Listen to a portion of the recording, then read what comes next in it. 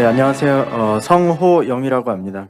오늘 주제를 전달받은 건 이제 뭐 에이전시 역할 뭐 이렇게 들었는데, 이제 그거보다는 조금 더 폭넓게 사실 뭐 에이전시가 하는 게 뭐 기술이나 이제 아이템들을 시장하고 연결시켜주는 역할을 많이 하거든요. 그러다 보니까 조금 더 재밌게 하기 위해서 주제를 마켓 커뮤니케이션이라고 조금 변경해서 진행을 하고, 뭐 큰 폭에서는 같은 의미라고 생각을 하고 발표를 진행하겠습니다.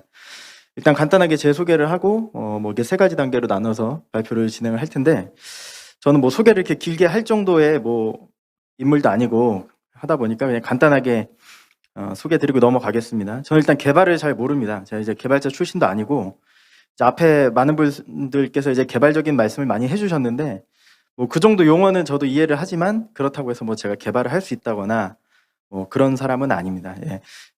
대신에 이제 기술만 있다고 해서 어떤 시장의 상품화가 되는 건 아니라고 생각하거든요.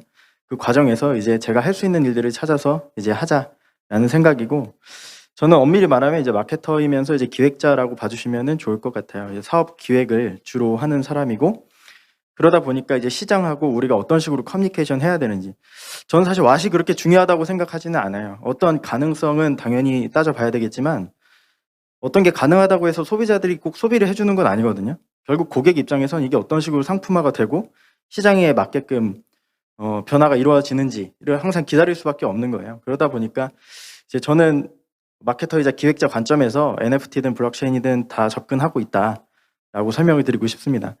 그래서 저의 소개를 간단하게 드리면, 이제 뭐 밸류메이커라는 퍼스널 브랜드로 저는 활동을 하고 있는 사람이고요. 이 자리에 서게 된 거는 이제 여기 지금 오늘 주최하고 있는 CJM 글로벌, 제가 이제 외부 고문으로 함께 하다가, 아까 제 소개 때도 나왔지만 JMV 파트너스 벤처스라고 해서 좋은 기회에 이제 함께 비즈니스를 하자라고 하셔가지고 이제 합작으로 운영을 하게 돼서 이 자리에 나오게 됐고요. 그래서 뭐 제 소개보다는 뭐 저도 뭐 이것저것 했지만, 제가 앞으로 발표 드리는 내용을 좀 들어보시고 저희와 함께 어떤 사업을 같이 하고 싶다거나 뭐 어떤 제안을 주고 싶으신 분들이 있으시면 편견 없이 연락을 주시면 감사하겠습니다. 그래서 JMV 벤처스는 아까 설명드린 것처럼 저 CJM 글로벌하고 제 밸류메이커스, 제 개인 사업자를 가지고 이제 NFT나 이제 기타 여러 영역에 좀 도전적인 사업을 많이 해보자라는 개념으로 합작으로 이제 만들어진 회사라는 걸 간단하게 설명을 드리고 본 내용으로 넘어가겠습니다. 첫 번째는 결국 전 저게 중요하다고 생각해요. 어떤 가치로 누구랑 어떻게 소통할 것인가. 저도 블록체인을 꽤 오랜 시간 봤지만 거의 개발 위주의 회사들이 굉장히 많거든요. 그러다 보니까 안에서 제가 컨설팅을 하거나 어떤 미팅을 해보면 시장의 관점을 전혀 이해하지 못하는 경우가 많아요. 이걸 왜 소비자들이 못하지? 왜 여기 클릭 버튼을 한 번 더 누르면 되는데 못하지? 뭐 이런 얘기를 하는 경우가 굉장히 많은데, 저는 이런 생각으로는 절대 시장의 대중화는 올 수 없다고 생각해요. 어떤 블록체인에 대한 개념을 모르고 쓰는 모든 사람들이 사실 접근할 수 있어야 그때서야 이제 시장이 좀 커질 가능성이 좀 보인다라고 생각을 하고, 뭐 저희가 스마트폰을 쓰지만 반도체 원리를 여기서 설명해야 되는 건 아니잖아요. 아는 분도 없잖아요. 네. 근데 저도 이제 NFT 컨퍼런스나 이렇게 온라인으로 요즘 많이 해서 보면 사실 너무나 좀 기술적인 부분에 좀 치중되어 있다라는 생각이 좀 많이 들더라고요. 그래서 어떤 가치로 조금 정의할 수 있을지를 조금 말씀드리면서 시작을 하려고 하는데, 우리 옛말에 그런 말이 있잖아요. 이제 구슬이 서말이어도 이제 꿰어야 보배다. 그래서 NFT 굉장히 좋아요. 제가 이제 기술적으로든 뭐든 뭐 많은 활용애들이 나와서 보면 굉장히 좋은데, 결국 우리가 어떤 식으로 소비자들에게 가치를 전달할 수 있을까 해서 소비자들, 그러니까 시장의 관점에서 NFT를 봤을 때 느낄 수 있는 가치들을 쭉 한번 정리해 봤습니다. NFT 자체에 대한 가치도 있겠지만 일단 기본적으로 베이스가 되는 자산의 가치를 사실 뭐 빼놓고 이야기할 수는 없겠죠. 그래서 큰 전제는 이제 자산 가치와 이제 NFT 가치를 묶어서 저희가 보자라고 제가 묶어놨고, 여기 이제 여러 가지 가치들을 제가 좀 나눠봤는데, 이 안에서 뭐 한두 가지의 가치를 저희가 제안한다고 해서 유저들이 꼭 소비할 것이냐라고 물어보면 아닐 수 있어요. 굉장히 다양한 가치들에 대한 기획과 고민이 필요하다라고 저는 생각을 하고요. 그래서 뭐 이렇게 정리는 해놨지만 하나씩 간단하게 보겠습니다. 일단 수단적인 가치라고 제가 정의를 했는데, 뭐 저는 뭐 학자는 아니기 때문에 뭐 용어상이나 좀 불편하실 수 있어도 그냥 대중들에게 이해시키기 위한 거다라고 생각을 해주시면 좋을 것 같아요. 그래서 교수님 앞에 계셔가지고 제가 긴장이 많이 되는데, 네, 페이스북에서 제가 글도 되게 많이 오고 있는데, 일단 수단적인 가치는 제가 사실 여기 계신 분들에게 설명할 필요는 없습니다. 그냥 블록체인을 활용하니까 블록체인이 가지고 있는 장점들은 당연히 다 흡수할 수 있겠죠. 뭐 대표적으로 신뢰성, 투명성, 뭐 관리 편의성, 대체 불가능성 여러 가지 있지만 아까 앞에서 설명 주셨듯이 전 스마트 컨트랙이라는 개념이 상당히 중요하다고 생각합니다. 결국 스마트 컨트랙이라는 게 NFT든 어떤 뭐 토큰 생태계든 이제 반영이 되기 때문에 일반 중앙집권화되어 있는 곳보다 조금 더 효율적인 무언가를 만들어낼 수 있는 거다라고 저는 생각을 하거든요. 그래서 어쨌든 뭐 중요한 키워드는 스마트 컨트랙으로 잡고 뭐 이거는 뭐 나머지 것들은 블록체인의 가치니까 뭐 여긴 블록체인이 가치 없다고 생각하시는 분 없을 거 아니에요. 가볍게 넘어가고요. 그다음 이제 투자 가치죠. 사실 아까 저희가 경매를 진행을 했잖아요. 경매를 해서 살 때 똑같은 구매라고 해도 사실 사람마다 다 이유는 다를 수 있거든요. 그 중에 하나가 요거겠죠. 내가 이걸 사면 뭐 그 작가가 누구고 뭐 작품이 어떻고 상관없이 2배 보고 팔 수 있어. 그럼 여기 다 손 드실 거 아니에요, 결국. 그 작품이 뭐든. 근데 그렇다고 해서 그게 뭐 작품으로서의 가치가 굉장히 높냐라고 물어보면 그건 또 별개의 이야기겠죠. 투자로서의 가치가 있다는 거예요. 그래서 인플레이션에 대비를 한다거나 또는 거래 자체에 대한 가치가 생긴다거나 뭐 투자 수익을 준다거나 소유나 권리를 증명해 준다거나. 그래서 뭐 우리가 흔히 차트를 많이 보잖아요. 차트 보는 거에서 뭐 가치를 찾는 건 아니죠. 돈 벌 수 있는지를 보는 거죠, 사실. 근데 여기서 저희가 좀 고민해 봐야 되는 건 뭐냐면 STO라는 관점이에요. NFT라고 해서 뭐 새로운 용어처럼 막 얘기를 하지만 여러 군데 굉장히 혼용을 많이 하는데 STO의 영역으로 넘어가는 순간 저희는 사실 법적으로 문제를 굉장히 많이 접하게 되거든요. 뭐 어떤 투자금에 대한 배당이 들어간다거나 어떤 증권적인 성향이 들어가게 되면 이거는 기술을 떠나서 그냥 영역 자체가 아예 달라지는 거예요. 그러다 보니까 이제 사업을 준비하시는 분들께서는 본인이 하고 계신 이 NFT라고 부르는 것이 실제로는 STO의 성격을 갖고 있지는 않은지. 그래서 아까 앞에 변호사님께서도 말씀을 해주셨지만, 뭐 아까 전에 뭐 P2E, 뭐 게임에서 수익을 거둬 뭐 황금성이 들어간다거나 이런 것들은 지금 사실 뭐 애매한 상황이잖아요, 법적으로 저희가. 그래서 그런 부분 조금 조심하실 필요가 있을 것 같다라는 거고, 저는 이 부분이 굉장히 크다고 생각합니다. 어떤 오프라인 자산을 NFT화해서 발행한다? 뭐 굉장히 큰 시장이죠, 그것도 크지만 결국 굉장히 더 큰 시장은 저는 뭐라고 생각하냐면 디지털 자산에 대한 원본위 증빙이 가능해졌다는 거예요. 오프라인 자산은 원래 그 자체의 가치가 있고 NFT를 수단으로 쓰는 거지만 디지털 자산은 원래 복제가 굉장히 쉬웠고 원본에 대한 증빙이 어려웠기 때문에 거래 가치와 희소성을 갖기가 상당히 어려웠죠. 근데 그런 관점에서 이제 디지털 자산이 원본위 증빙이 된다는 게 저는 굉장히 큰 시장의 확장을 불러올 거라고 생각을 하고요. 그다음 이제부터 말씀드리는 효용적 가치는 이제 유저들이 본질적으로 느끼는 이제 가치라고 볼 수 있겠죠. 일반적인 제품을 소비하거나 콘텐츠를 소비할 때 느끼는 것을 그냥 NFT에서도 똑같이 느낄 수 있는 것들인데 뭐 종류가 여러 가지 있겠지만 첫 번째는 콘텐츠 가치죠. 어떤 NFT를 내가 산다라고 했을 때 그 NFT가 가지고 있는 콘텐츠 요소들이 좋으면 사람들은 그걸 소비하고 싶어 하는 거죠, 기본적으로. 그게 어떤 스토리가 될 수도 있고 이슈가 될 수도 있고. 그래서 일반적으로 콘텐츠 마케팅을 할 때도 사람들한테 제품 자체를 이야기하기보다는 콘텐츠를 봐야 할 이유를 만들어주라고 얘기를 하거든요. 그래서 저는 한 요 5가지 정도가 콘텐츠를 봐야 하는 이유라고 생각을 하고 NFT도 기술만 다를 뿐이지 결국 콘텐츠의 가치를 보여주고자 내가 쓴다면 당연히 저 5가지 가치 중에 일부는 좀 들어가 있어야 된다라고 저는 생각을 합니다. 그래서 제가 예시를 중간중간에 조금 많이 준비를 했는데 저 견눈질이라는 밈이에요. 저 밈이 NFT로 25이더에 팔렸습니다. 25이더면 저 당시에 74,000달러에 팔렸어요. 굉장히 큰 금액으로 팔렸죠. 근데 저 NFT 자체가 뭐 엄청난 역사가 있다거나 뭐 이런 게 아니라 그냥 사람들은 재밌는 거예요. 온라인에서 우리가 재밌게 떠들 때 쓰던 밈이니까 그걸 가지고 이제 컨텐츠로서 소비를 NFT로서도 하는 거죠. 그리고 밑에 보시면 이게 염따님이 이제 구매한 걸로 이제 유명해졌는데 이제 테슬라의 CEO가 도지를 타고 날아가는 저 밈도 굉장히 비싸게 팔렸었죠. 적어도 이제 13.42 이더에 팔렸었는데 적어도 마찬가지죠. 사람들이 사실 재밌게 즐기기 위한 밈 코인들이죠, 다. 그다음 이제 두 번째로는 브랜드 아이덴티티입니다. 브랜드 아이덴티티. 저는 브랜드를 뭐 아이덴티티라고 생각하거든요. 어떤 정체성을 정의하고 보여주는 것이라고 생각을 하는데 NFT를 만들 때도 저런 브랜드 아이덴티티를 느껴서 사람들이 소비할 수 있다는 거죠. 그래서 장기적인 관계를 맺는 대상을 아이덴티티로 이제 차용할 수 있다. 그래서 여기 왼쪽에 보시면 돌체인가바나라는 이제 명품 브랜드에서 저 도지 크라운이라는 제품을 실제로 만들지 않았어요. 그냥 NFT로 발행을 한다고 하고 이미지로만 제작을 한 거예요. 근데 저 이미지 자체는 아까랑은 비교도 안 되는 가격이죠. 423이더에 팔려 있어요. 엄청나게 비싸죠.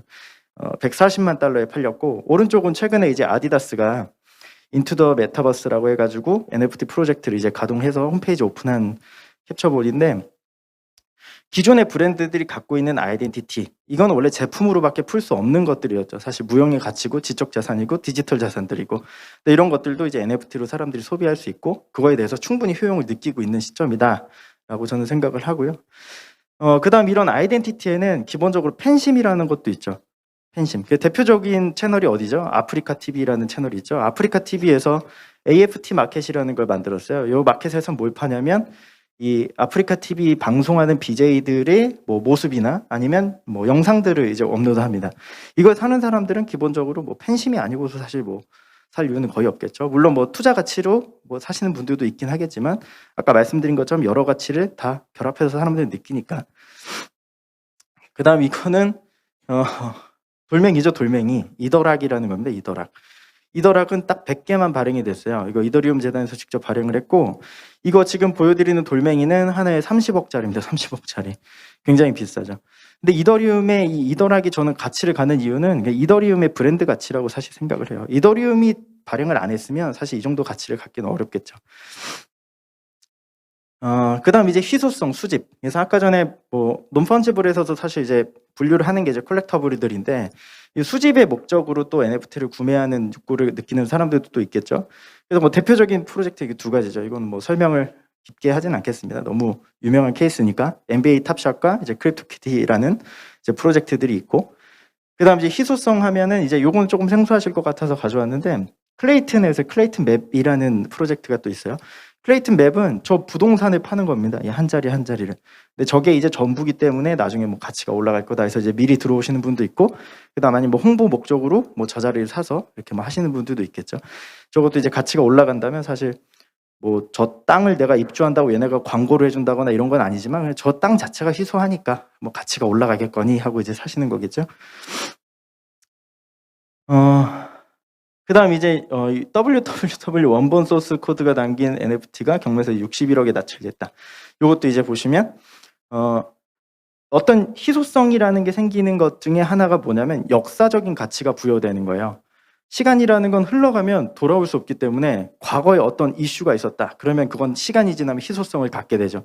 저 www 원본 소스도 사실 그런 개념이죠. 어떤 역사적인 에피소드가 생겼고 그거에 대해서 어떤 상품이 나왔을 때 저런 식으로 이제 가격이 올라가는 경우도 있겠죠.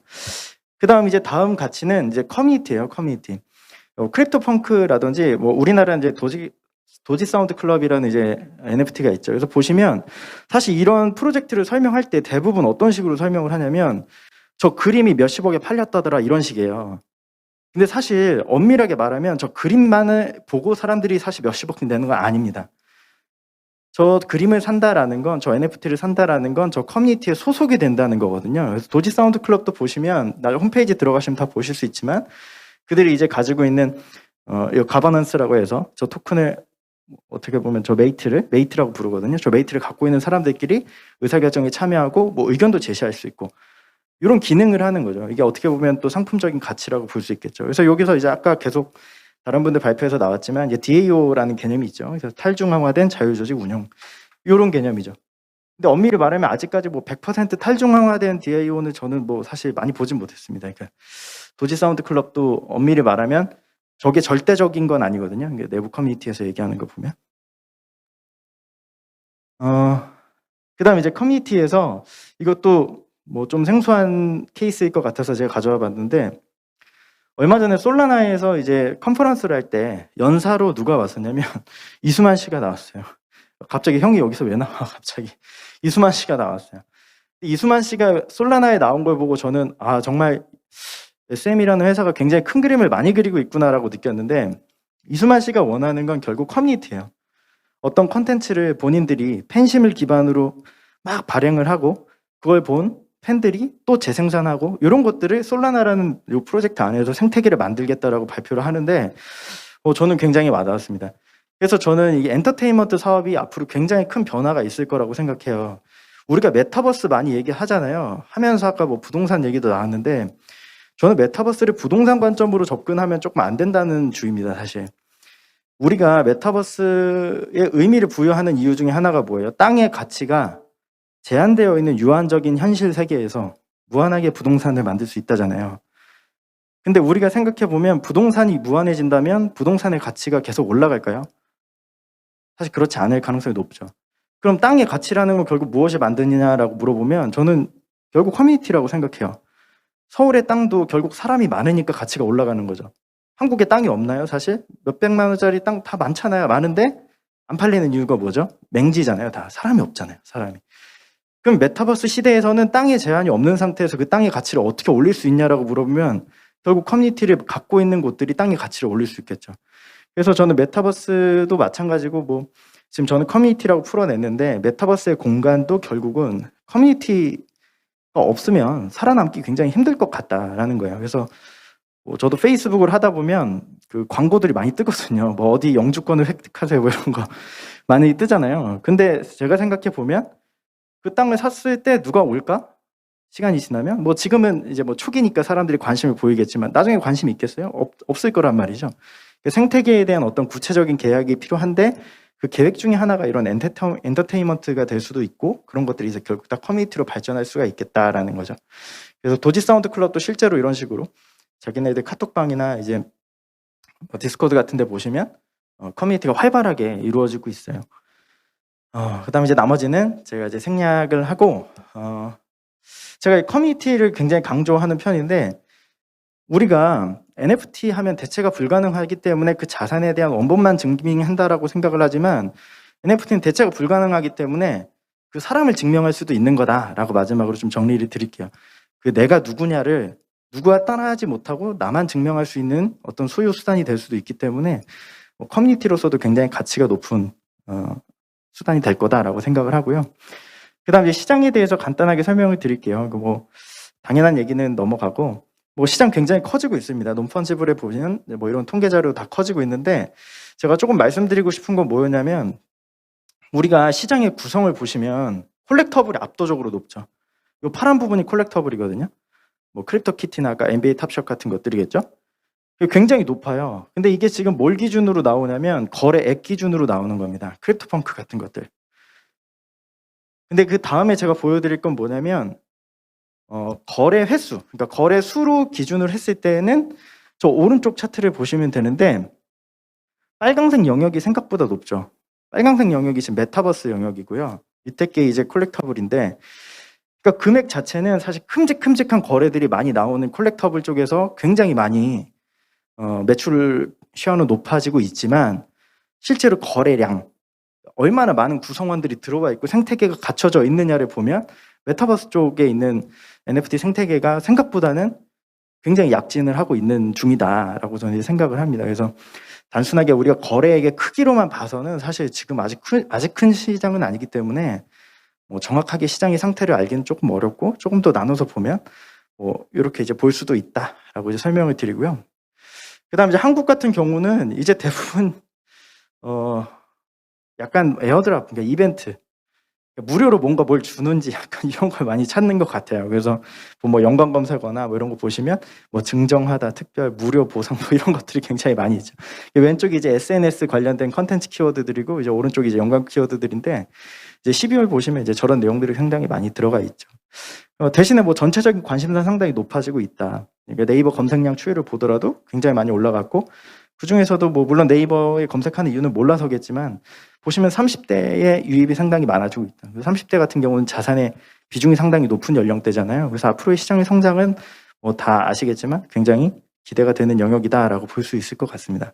이거는 그냥 제 개인의 인사이트인데요. 제가 생각할 때 아직 NFT는 대중에게 뭔가 노출한다라고 하기에는 채널에 약간 모자람이 있어요. 대신에 이런 특성을 좀 볼 수 있다라는 건데 우리가 글로벌 마케팅을 한다 그러면 돈이 많이 들거든요. 근데 NFT의 유저들은 대부분 글로벌에서 많이 수요를 하고 있어요. 그래서 뭐 세계 시장에 진출하는데 내가 큰 돈을 쓰기보다는 사실 이런 영역에 진출하는 것도 도움이 된다라는 거고 커뮤니티 자체가 제가 중요하다고 말씀드렸는데 기본적으로 NFT는 크립토 커뮤니티 안에 들어가 있다라는 걸 좀 인지할 필요가 있다라는 거죠. 그래서 크립토 커뮤니티고 그다음 투자자 커뮤니티의 성격을 굉장히 강하게 띠고 있다 아직까지도. 그다음 이제 커뮤니케이션 이제 마지막으로 정리를 좀 하려고 하는데 사실 제가 이 장표를 준비하면서 좀 고민이 많았어요. 이게 저는 사실 이런 자리에서 발표를 강의는 뭐 제가 자주 해봤지만 이런 자리에서 강의는 아니면 발표를 해본 적이 없어서 이게 어디까지가 대회비고 어디까지가 발표를 해서 저 말씀을 드려야 되는지가 애매하긴 하더라고요. 그래서 간단한 선에서 준비를 했는데 이게 이제 기술 수용 이론이라고 합니다. 그래서 어떤 기술이 세상에 나왔을 때 그걸 수요하는 사람들을 줄 세우기를 해본 거예요. 줄 세우기를 했을 때 이제 그 순서를 이렇게 나눠 놓은 건데 이노베이터, 그다음 얼리 어답터, 그다음 초기 다수 수용자 이렇게 이제 순서대로 사람들이 수요를 하고 초기 다수 수용자 단계로 넘어가면 이제 대중화됐다라고 사람들이 이야기하는 거죠. 저는 지금 NFT든 크립토든 요 얼리 어답터 단계에 와 있다고 생각을 해요. 그래서 어떻게 보면 초기 다수 수용자, 대중들에게 노출되기 바로 전 단계에 있는 거죠. 저 단계에서는 우리가 제품을 마케팅할 때 많이 쓰는 개념은 뭐냐면 베네핏을 명확하게 설명해 줘야 된다는 거예요. 어떤 기술이 좋다라고 이야기하는 것 자체가 유저들에게 반응을 일으키기가 상당히 어렵습니다. 이노베이터들은 그냥 새로우면 하는 사람들이에요. 혁신가들이죠, 굉장히. 여기 계신 분들 아마 이노베이터들이 굉장히 많으실 건데. 그 다음에 이제 얼리 어답터들은 내가 새롭다라는 걸 수요하고 있다라는 걸 보여주는 것 자체를 즐기는 사람들이에요. 뭐, 연예인들이나 아니면 뭐 기자분들이나 뭐 이런 사람들이 많겠죠. 우리가 지금 사실 마케팅 대상으로 누굴 많이 쓰나요? 인플루언서들 많이 쓰잖아요. 그 사람들이 사실 여기 다 들어있다고 봐야 되겠죠.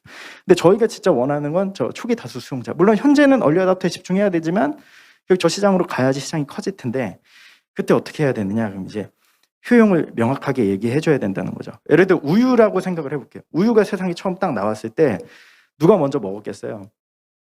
뭐 새로운 걸 먹고 싶거나 연구해야 되거나 부자들이 먼저 먹었겠죠. 먹다가 이제 그게 좀 트렌디해 보이는데 하면 이제 우유 먹는 애들은 부자라는 이미지가 생기면 그 이미지 때문에 먹는 애들이 또 생기겠죠.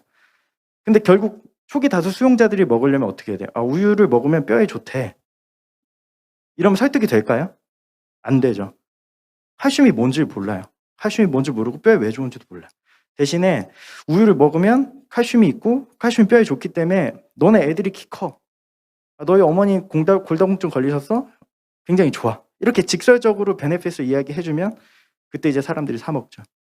그래서 스마트폰 같은 경우가 대표적인 요 곡선에 딱 들어맞는 케이스인데 스마트폰 나올 때도 마찬가지였어요. 저희가 아이폰 나왔을 때 여기 계신 분들 중에 아이폰 쓰셨던 분들 거의 없었을 겁니다. 저도 안 썼고요.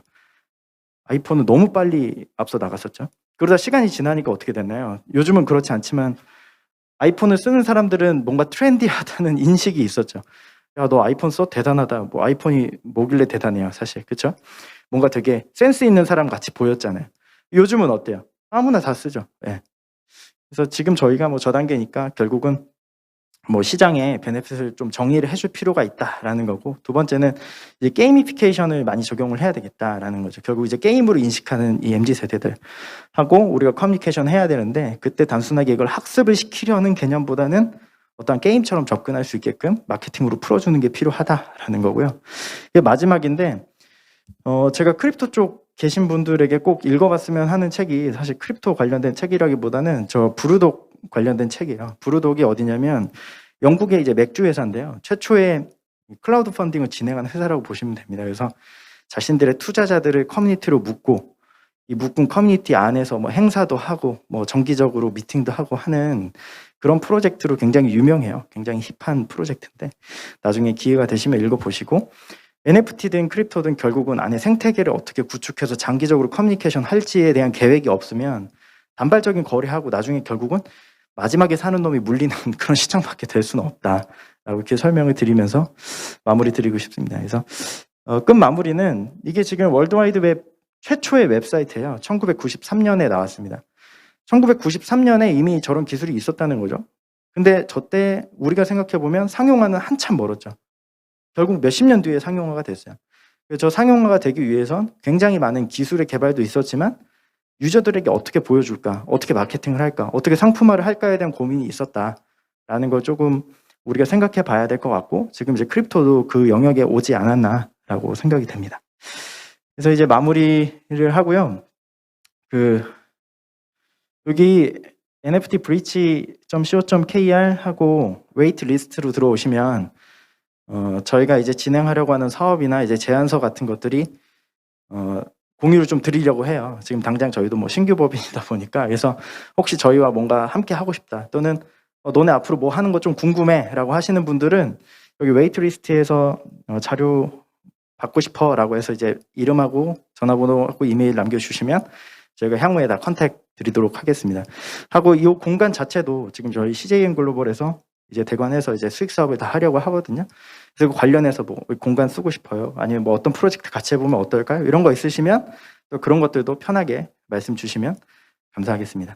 조금 시간이 많이 지난 것 같지만 들어주셔서 감사합니다.